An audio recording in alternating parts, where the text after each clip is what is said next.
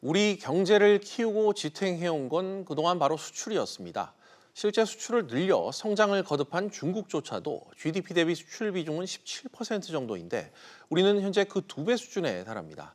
하지만 요즘 수출이 여건이 참 좋지가 않습니다. 물론 원인을 따지자면야 여러 가지가 있겠습니다만 당장은 미국과 중국, 이 두 경제 대국의 갈등 영향이 가장 크다는 분석이 나옵니다. 아시다시피 우리 수출은 미국 또는 중국 경제와 많이 엮여 있는 그런 상황이고 대외 의존도가 높은 우리 경제의 생태계 특성상 외부 충격은 더 클 수밖에 없습니다. 이 시점에 우리 정부는 대책을 제대로 마련하고 있을까 이런 생각도 또한 듭니다. 관련해 오늘도 두 분의 전문가와 이야기 나눠보는 시간 갖겠습니다. 신세돈 숙명여대 경제학부 교수 그리고 서지용 상명대 경영학부 교수 모셨습니다. 두 분 어서 오십시오. 네, 반갑습니다. 네. 먼저 소 교수님, 경상수지 이 용어가 좀 어렵게 느껴지긴 합니다. 중요성이 좀 클 텐데 어떻게 이해하면 될까요? 예, 경상수지라는 거는 이제 대외적 경상거래에 의한 수입과 지출의 차익을 얘기하는 거죠.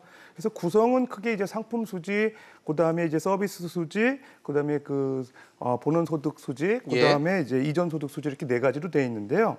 상품 수지는 이제 수출과 수입의 어떤 차액 그걸 얘기하는 거고요. 서비스 수지는 이제 가공 서비스, 뭐 운송, 여행, 뭐 그런 것들에 대한 어떤 수입과 지출의 차익을 얘기하는 거고요. 네. 본원 소득 수지의 가장 큰 내용은 이제 급료, 임금, 그다음에 이제 투자 소득 관련된 부분이고요. 이전 소득 수지 같은 경우는 이제 국가 간에서 이제 그 원조금, 그다음에 이제 친인척과도 송금 거래 그런 내용이죠. 근데 이제 우리나라 같은 경우는 이제 그 상품 수지 비중이 크죠. 수출입 관련된 비중이 크기 때문에 그 비중에 의해서 사실은 이제 그 경상 수지가 결정이 되고 요번에 이제 그 7월에 그 경상 수지가 69억 5천만 불 전년 때 비해서 소폭 상승을 했는데 사실 전년 동기 대비로 보는 게 좀 맞는 것 같아요. 그래서 전년 동기 대비로 보면 80억 5천만 불 대비해서 약 한 19% 정도 감소한 걸로 나타나서 사실 주요 요인은 이제 수출 감소로 인한 상품 수지 감소 분이 영향이 컸다고 생각이 됩니다. 알겠습니다. 경상수지를 구성하고 있는 뭐 주요 요소들 그리고 상품 수지가 특히 중요하다는 지적을 지금 서 교수님께서 해주셨습니다.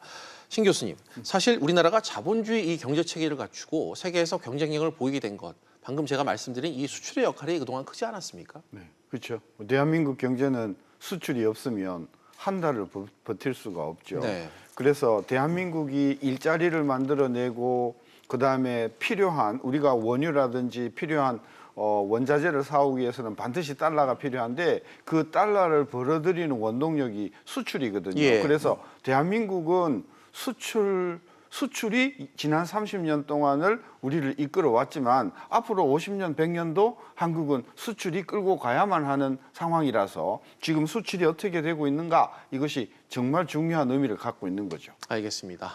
물론 좋은 기억만 있었던 것은 아닙니다. 경상수지에 얽힌 아픈 기억도 우리 경제사에는 있는데요. 신 교수님, 네. 과거 얘기를 하나 더 여쭙겠습니다. 1997년 말 외환위기 당시 경상수지 적자가 사상 최대 수준이었죠? 네, 230억이었습니다. 네. 그 230억이 96년에 났습니다. 네. 96년에 230억이 나는 가장 큰 원인이 뭐였냐면 수출이 굉장히 많이 줄고 반대로 수입이 폭발적으로 증가하는 바람에 230억의 적자가 났어요. 그 230억의 경상수지 적자가 나면 그 돈을 어떻게 마련을 하느냐 하면 우리가 위조지폐를 찍을 수는 없지 않습니까? 그 전부 빌린 겁니다. 그래서 1년 동안에 230억 달러의 대외 빚이 커져버렸어요. 이걸 못 갚게 되니까 바로 그 다음에 우리가 부도가 난 것이 그래서 경상수지 흑자가 이렇게 계속 유지되어 주는 것은 계속해서 우리가 필요한 실탄을 계속해서 쌓아 나가는 것이라서 굉장히 중요한데 이 경상수지가 작년에 비해서 지금 작년에 한 80억, 90억 연간으로 한 1,000억 나왔는데 이게 지금 60억, 70억대로 줄어들어서 이런 추세가 앞으로 계속 간다고 하면 머지않아서 경상수지가 적자로 돌아설 수 있는 거 아닌가 그런 관점에서 이 경상수지를 우리가 잘 봐야 되는 거죠. 쉽게 이해해 보면 작년과 비교해 파이가 좀 점차적으로 줄고 있다. 이 부분에 대한 그 우려를 지금 얘기를 해주신 것 같습니다. 앞서 이야기를 나눴지만 우리 경제는 수출이 중요하고 대외 의존도가 높기 때문에 경제를 안정시키기 위해서는 적정 수준의 경상수지 적자는 필수다. 방금 이 신 교수님께서도 이 얘기를 해주신 거고요. 서 교수님, 예. 그만큼 경상수지 이 적자 부분, 그것도 사상 최대 수준이라는 결과는 우리 경제에 큰 충격으로 좀 다가오지 않았습니까? 예, 경상수지 적자로 이제 말씀드리는 게 맞는 것 같고요. 예. 일단 그 전년 동기 대비해가지고 7월 기준으로 봤을 때 한 19% 정도 감소했다고 이렇게 말씀드렸는데, 예. 특히 우리나라 입장에서 그 수출입에 의존하는 경제 구조가 상당히 중요하기 때문에 더 충격이 큰 것 같고요. 뭐 주요한 요인은 여러분들 다 아시다시피 이제 최근 미중 무역 분쟁이 여파가 계속 심화되면서 일단 어떻게 보면 7월보다는 8월이 더 나쁠 가능성이 있어요. 그게 사실 우려해야 되는 부분이고요. 특히 이제 미중 무역 전쟁으로 인해 가지고 수출 감소세가 8월 중에 계속 심화되고 있다는 겁니다. 예. 그러니까 이제 전년 동기 대비 8월 달을 기준으로 전년 동기 대비 오히려 13.6%나 이제 수출이 감소하고 있고요. 지난해 12월부터는 9개월 연속 이제 감소세고요. 3개월 연속 두 자릿수 감소세라는 거는 상당히 이제 하반기에 경상수지가 악화될 요인이 있다고 이렇게 볼 수 있습니다. 특히 이제 주력 산업으로서 이제 반도체에 대한 그 수출 감소가 한 30%, 예. 석유 제품 곧 한 마이너스 14% 정도, 석유화학 한 마이너스 19% 이렇게 이제 결국 주력 그 산업 부품의 제품에 대한 그 수출이 감소하고 있다는 거는 예. 상당히 우려되는 부분이고요. 특히 중국이 21.3% 정도가 수출이 이제 줄어들고 있는 거는 네. 우리나라 그 대중 수출 의존도가 한 27% 정도 되는데 상당히 우려할 만한 수준이라고 생각이 됩니다. 알겠습니다. 그래서일까요? 꼭 이 경제가 위기다, 침체다 이런 경고성 시그널이 나오면 가장 민감하게 여겨졌던 게 지금 두 분과 얘기 나누고 있는 이 경상수지입니다. 그럼 신 교수님, 1997년 다시 한번 또 얘기를 해보겠습니다. 외환위기 이후 이 경상수지 흐름 어땠다고 좀 평가를 하십니까? 우리가 IMF한테 굴력적으로 돈을 받은 금액이 150억 달러거든요. 예. 그런데 96년도 한 해 동안 난 경상수지 적자가 아까 말씀드렸듯이 240억이었다. 그러니까 이게 경상수지 적자가 폭발적으로 증가하게 된 이제 그 원인이 있는데 그래서 우리는 항상 이제 경상수지가 좀 흑자가 계속 유지돼 줘야 돼요. 예. 작년만 해도 연간으로 흑자가 한 1,000억 됐었거든요. 네. 근데 이게 지금 금년에는 한 800억, 700억으로 줄 것 같고 내년에는 어쩌면 300억, 400억대로 줄지도 모르겠어요. 그래서 경상수지가 한 연간 한 6, 700억 정도는 꾸준히 놔주면 우리가 매년 600억 달러 정도를 예. 우리가 쌓아놓을 수 있으니까 그만큼 국력이 커진다. 그런 관점에서 최근에 수출이 떨어지고 그래서 상품 수지 흑자가 이렇게 쪼그라드는 것이 네네. 우리 전문가들한테는 이게 계속 긴장되는 그런 상황이라고 볼 수가 있는 거죠. 예, 같은 질문을 서 교수님께도 좀 추가로 여쭙고 싶은데 예. 당시 좀 기억나시는 부분을 좀 여쭈려고요. 97년 당시 이 경제적으로 봤을 때 경상수지 흐름 얼마나 좀 나빴습니까? 뭐 IMF 외환위기 때 지금 신 교수님 말씀하신 대로 예. 수출이 상당히 이제 부진하고 상당히 외화를 획득하는 여건이 어려워지다 보니까 금리가 이제 상당히 이제 치솟고 그런 대외 경제 여건이 상당히 안 좋았거든요. 네네. 그러니까 국내 문제로 뭐 상당히 안 좋았지만 대외 여건으로 인해서 국내 경제에 미치는 충격이 상당히 컸던 걸로 기억하는데 지금 사실 어떻게 보면은 조금 비슷한 구조일 수도 있어요. 대외 경제 여건이 악화되면서 국내 여건이 좀 나빠지는 부분이 있거든요. 예. 그러니까 글로벌 무역 요건이 상당히 이제 안 좋아지면서 최근에 이제 어떤 그 환율이 올라가고 있고요. 네네. 그다음에 이제 경기가 부진함에 따라서 이제 계속 금리를 좀 낮춰야 되는 이런 시그널들이 나오고 있기 때문에 예. 상당히 여건은 좀 비슷한 거고요.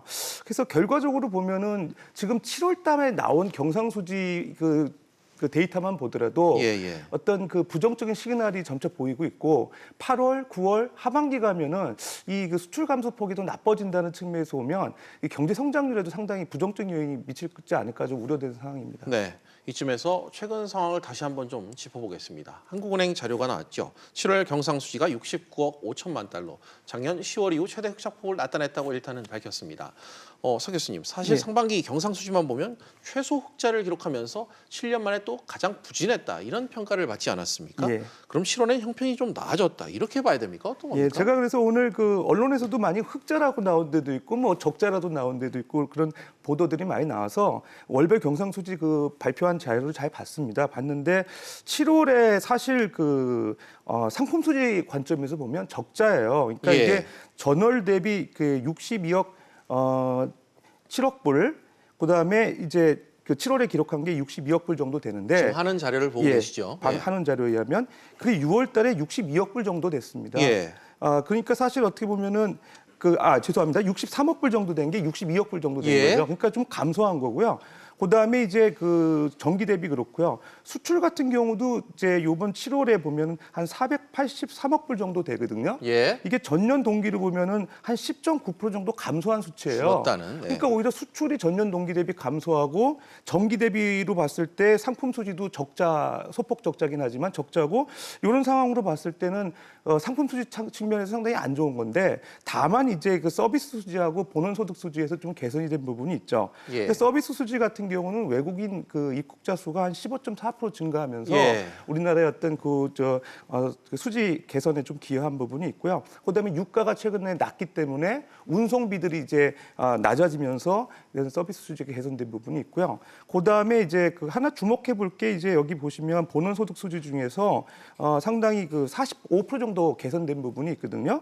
요건 뭐냐면 내국인이 해외 증권 투자를 통해 가지고 이 어떻게 보면은 이제 그 소득이 좀 늘어난 거죠. 배당 예. 소득이나 이런 것들이 늘어난 건데 전월 한 86억 불 대비 한 100억 불 정도 이 그 해외 증권 투자가 이루어지면서 소득이 늘어났다고 보는데 이건 사실 어떻게 보면 주요국 증시가 상대적으로 좀 호조세를 보이기 예. 때문에 우리나라 기관 투자자를 상대로 해서 상당히 이제 그 투자를 통한 소득이 좀 늘어나지 않았나 생각이 됩니다. 예, 투자 소득이 늘어난 게 좀 특징적인 부분이다. 얘기를 좀 덧붙여 주셨습니다. 신 교수님, 상품 수지가 악화됐다는 건 결국 수출 상황이 현재 녹록치 않다. 이런 그렇죠. 의미를 갖고 예. 있죠. 작년 1월, 7월 동안의 상품 수지 흑자가 얼마였냐 하면 630억이었어요. 네. 작년에. 근데 금년 1월, 7월 7개월 동안의 흑자는 400억이에요. 그러니까 600억 넘어가던 것이 400억이니까 3분의 1 토막이 줄었다는 예, 이야기죠. 이런 추세로 가면 연말이 되면 한 200억 달러, 내년 되면 마이너스로 갈지도 모른다. 대한민국의 아까도 그랬지만 경제를 끌고 가는 게 수출이고 예, 예. 그 수출이 잘 되어야만 상품이 흑자가 되고 네. 상품이 흑자가 되어야 경상수지 흑자가 되는데 네네. 이게 지금 수출서부터 삐걱거리니까 상품 수지 흔들거리고 그러면 경상수지 흔들거리고 그러면 한국 경제가 흔들리는 것 아니냐 그런 관점에서 늦기 전에 이 수출이 떨어지는 원인을 파악을 해서 정부가 수출을 촉진시켜주는 그런 구미, 창원, 거제 그죠? 그다음에 광주, 여수, 군산 이게 대한민국의 수출 기지거든요. 예, 예. 이 기지에서 수출이 제대로 될 수 있도록 정부가 좀 역량을 총동원해서 이 수출 단지들을 살리는 작업을 빨리 해야 되는데 계속해서 소득주도 성장만 이야기하면서 예. 이 부분을 등한시해 오니까 네네. 지금 수출이 계속 부진한 것을 알겠습니다. 우리가 돌릴 수가 없는 겁니다. 네, 일단 그 얘기는 거기까지만 해주시고요. 사실 수출 경기가 좋아야 수출의 좋은 흐름이 내수에도 흘러가게 돼 있습니다. 서 교수님, 예. 내수 시장의 사정도 어느 정도는 짐작해하는 부분이 좀 여기에 나오나요? 예, 그렇습니다. 사실은 그 내수 진작을 많이 강조하고 있고요. 실제 수치로만 보더라도 내수 시장이 안 좋습니다. 그러니까 민간 소비가 상당히 위축돼 있고 투자도 이제 감소하는 분위기거든요. 예. 그러니까 상반기 기준으로 봤을 때 정부 소비가 한 2.2% 정도 늘어난 데 비해서 민간 소비는 한 0.7% 정도밖에 안 늘어나서 상당히 예. 둔화세가 있고요. 가장 또 주목할 만한 게 이제 민간 투자인데 설비 투자가 둔화되고 있어요. 그러니까 이게 GDP 대비 민간 투자가 얼마나 기여했는지를 보는 네. 민간 투자 성장 기여도가 오히려 마이너스 2.2% 정도 나오고 있는데 한간에 이런 얘기도 있습니다. 그러니까 우리나라 기업들 대부분 수출 주도형 기업들이기 때문에 그 수출이 늘어나야 설비 투자가 확산된다 이런 얘기들이 있거든요. 그러니까 지금 수출이 부진한 상황에서 설비 투자가 늘어날 요인이 없거든요. 예, 예. 그런 것들이 이제 내수 시장 부진을 가져오는 요인인 것 같고요. 상반기만 보더라도 사실은 정부 투자에 의해서 경제 성장률이 이제 유지가 됐는데 하반기가 됐을 때 정부 투자가 이제 견인이 안 됐을 경우에 민간 소비나 민간 투자가 이제 살아나지 않으면 경제가 또 성장하기 좀 어려운 부분이 있고요. 근데 좀 다만 우려스러운 거는 이제 그 정부 예산 집행도가 예. 상반기에 65% 정도가 이미 예산이 소진이 됐고 하반기에 나머지 한 35% 남았는데 뭐 추가 경정 예산을 받아가지고 이제 집행을 한다 하더라도 상반기만큼 이제 집행한 거에 비해서 성과가 크지 않았기 때문에 하반기에 경기가 더 좀 나빠지지 않을까 우려되는 생각이 있습니다. 알겠습니다. 냉정한 지적을 해주셨습니다. 문제는 앞으로겠죠. 미중 무역 갈등이 장기화되는 이런 가운데 일본도 우리와 협조적이지 않은 그런 관계를 지금 맺고 있는 상황입니다. 가뜩이나 이 어려운데 온통 풀기 힘든 매듭들만 가득하다는 느낌마저 지금 받고 있습니다. 신 교수님, 이번엔 우리의 이 수출 환경 그리고 이에 엮여 있는 이 미국 또 그리고 중국과의 관계 어떻게 좀 지금 진단을 하고 계십니까? 우리가 중국을 어떻게 할 수 없지 않습니까? 우리가 지금 뭐 한일 관계도 지금 우리 마음대로 안 되지 않습니까? 그럼 우리 정부가 우리가 할 수 있는 것부터 하자는 거죠. 예. 지금 구미, 울산, 창원 이쪽을 가보면요. 공장이 굉장히 낙후돼 있어요. 네. 설비가 어마어마하게 오래돼 있어요. 그래서 그런 설비를 조금 이렇게 좀 바꾸어주고 수출 기업들한테 희망을 가지고 정부가 확실하게 밀어준다. 이런 어떤 희망을 심어주는 작업을 정부가 하면 예. 우리 저 수출 기업들도 희망을 갖고 다시 한번 예. 새로운 업그레이드를 할 수 있을 거라고 봐요. 알겠습니다. 우리가 할 수 있는 일을 먼저 좀 했으면 한다. 대외의 불안 요인과는 별개로 이 부분을 좀 계속해서 지적을 해 주시고 있습니다. 최근 이 미중이 추가 관세 부과로 난타전을 지금 벌이고 있죠. 한국의 대미 또 대중 수출이 약 52억 달러 가량 감소할 것이다. 이런 분석도 지금 나오고 있습니다. 서 교수님, 이건 네. 우리나라로서는 불안할 수밖에 없는 구조적인 그런 상황 아닙니까? 예, 맞습니다. 우리 잘 아시다시피 미중 무역 갈등이 심화되고 있는데요. 서로 뭐 양국이 미국 같은 경우는 중국산 그 제품에 대해서 1,120억 불에 대해서 15% 관세 부과하고 있고요. 또 9월 1일자로 이제 미국산 수입품 5,078개 품목에 대해서 한 750억 불 중에서 한 5% 이상 관세를 중국은 또 보복 차원에서 부과하고 있는 게 또 15일도 예정이 돼 있잖아요. 이렇게 앞으로 이제 보복 관세 측면에서 이제 계속 맞불 작전이 계속 네네. 나온다 하면 우리나라 경제 상당히 부담되는 거죠. 특히 이제 수출에 의존하는 우리나라 국가 경제 입장에서 상당히 부진이 되는데 키예프에서 이제 오늘 그 관련된 보고서를 저도 좀 잘 읽어봤습니다. 그래서 이제 수출이 이제 미중 무역 갈등에서 52억 불 정도 감소한다고 얘기를 했고 예. 특히 미국과 관련된 수출 감소분이 한 9억 불, 중국 관련된 게 한 43억 불 정도로 이렇게 보고서는 나오고 화면에 있더라고요. 나오고 있습니다. 근데 이제 여기서 제가 흥미있는 걸 좀 보니까 미국 같은 경우는 9억 불 중에서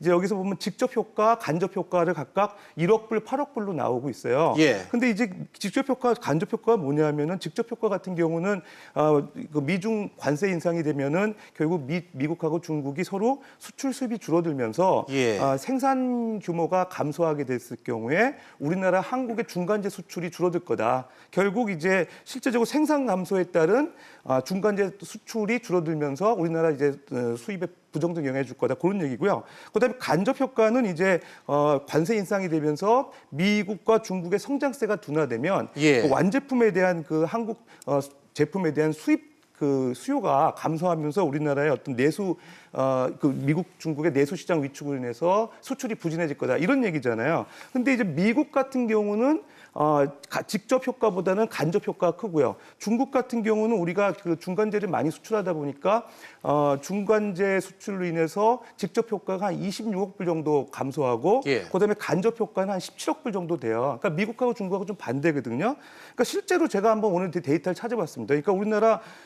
중국에 수출하는 그 주요 품목이 IC 반도체는 이제 집적 회로 반도체, 네. 그다음에 평판 디스플레이, 석유화학 중간 원료 이런 게 맞고요. 미국 같은 경우는 이제 승용차, 자동차 부품, 반도체, 무선 전화기가 수출 주력 품목이거든요. 그러니까 실질적으로 우리나라 지금 수출 부진하는 품목이 반도체, 석유화학 쪽이에요. 예. 그게 사실 어떻게 보면 중국에 수출하는 대부분 주력 품목이거든요. 그렇다 그러면 우리가 지금 중국의 대수출 그 수출이 한 21% 정도 감소하고 있다 그러면 미중 무역 갈등이 심화되면서 이런 주력 상품의 수출이 부진해지면 우리나라 그 경제에 미치는 부정적 영향이 크지 않을까 생각이 됩니다. 알겠습니다. 미중 생산이 감소하면 우리나라 중간재 수출도 좀 타격을 입는다 지적을 해주셨고요. 신 교수님, 방금 제가 말씀드린 것과 관련해 우리가 이 중국에 파는 물품의 대부분이 지금 중간재잖아요. 관련 업종 타격 배제할 수 없는 거겠죠?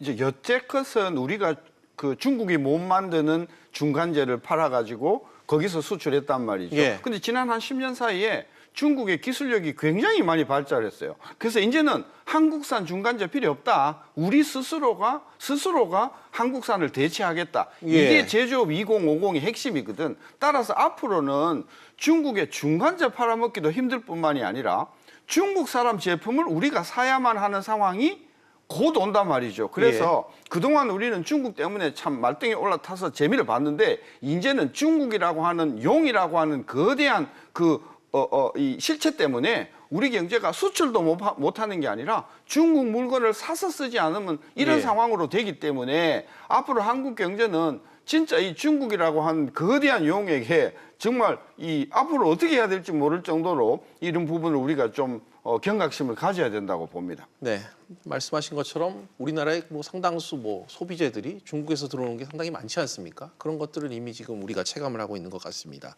결국 이 두 경제 대국의 다툼이 우리 수출길만 깜깜하게 만든 게 아닌가 이런 생각이 들고 있습니다.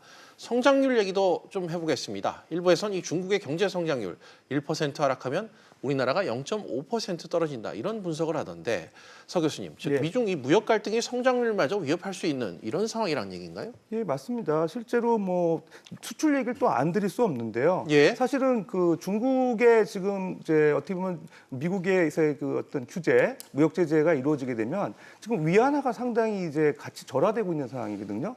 그럼 쉽게 해서 위안화가 같이 절하된다는 거는 뭐냐, 중국산 제품이 예. 가격이 떨어진다는 거예요, 글로벌 시장에서. 그럼 사실은 우리가 중국하고 경쟁하고 있는 그 국가 입장에서 중국산 제품에 대한 가격이 떨어지면 우리나라 제품에 대한 가격도 떨어질 수밖에 없어요. 네네. 그게 사실 환율 동조화의 원인이라고 무역수지 관점에서 많이 얘기들 하시는데, 그러면 실질적으로 이제 보통 이제 그 제품 가격이 떨어지게 되면 물량이 많이 늘 거라 생각을 하지만 예. 수출 물량이 지금 글로벌 무역 수요가 감소하게 되면서 물량도 늘어나지 않는다 그러면 결국 이중고에 직면하게 되는 거죠. 가격도 떨어지고 수출 물량도 줄고, 그러면 사실은 중국의 어떤 이런 그 수출 관련된 부분이 또 사실 경제 관련된 부분이 우리나라에도 직접적으로 이제 영향을 줘서 상대적인 이제 어떤 그 수출이 차지하는 그 경제에서 차지하는 비중이 크다고 봤을 때 네네. 성장률 둔화의 가능성은 상당히 우려가 된다고 볼 수 있겠습니다. 알겠습니다. 결국 이런저런 대외 여건 탓에 최근에 수출 시장 다변화 또 신남방 정책 가속화 이런 필요성이 정부 입장에서도 지금 강조가 되고 있습니다. 신 교수님, 현재 이 상황 어떻게 좀 진단을 하고 계십니까? 예, 그 방향은 맞습니다. 그러니까 우리가 그동안 중국의 말등에 타서 재미를 봤는데 이제 중국이 경쟁자로 이제 예. 했단 말입니다. 그러니까 중국 시장은 가면 갈수록 우리가 이제 좁혀진다고 보면 이게 신남방이 됐든 신북방이 됐든 새로운 시장을 저는 이게 추격을 해야 된다. 그 말은 맞는데 그런 어떤 그 신남방, 북방도 중요하지만 전공법을 써야죠. 우리가 일본 시장의 기술력을 가지고 공격을 하고 예. 미국이나 유럽 시장에 우리의 품질과 경쟁력을 가지고 들어가는 것도 병행을 해야 된다는 거죠. 예. 그래서 항상 싸구려만 우리가 팔아먹을 것이 아니고 진짜 일본이나 독일하고 붙어서 이길 수 있는 그런 경쟁력 있는 상품을 만들어 가는 것도 예. 굉장히 중요하다. 저는 그래서 남방 정책, 신북방 정책도 하시면서 아주 우리가 지금 기술력 있는 기업들이 예. 중국, 일본, 유럽, 미국을 전공으로 하는 예. 그런 어떤 기술력의 업그레이드 저는 그 정책이 굉장히 동시에 필요하다 그렇게 느끼는 거죠. 알겠습니다. 기존의 그 중간재 다른 그 장소를 찾을 게 아니라 품질과 기술력 병행해서 다른 것을 함께 찾아야 된다는 지적을 좀 해주셨습니다.